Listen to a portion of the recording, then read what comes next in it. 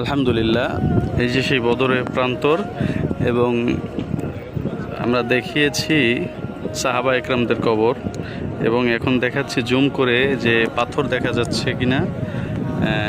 একটি উঁচু পাথরের স্তূপ আমি জুম করে দেখাচ্ছি।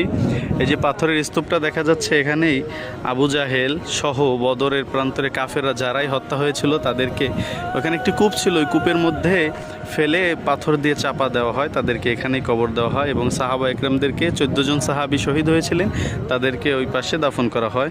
আমরা সেই মর্যাদাপূর্ণ বদরের প্রান্তরে আছি।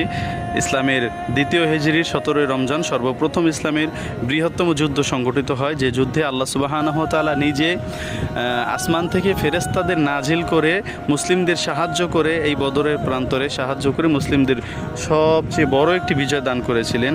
আমরা সরাসরি আছি সেই বদরের প্রান্তরে।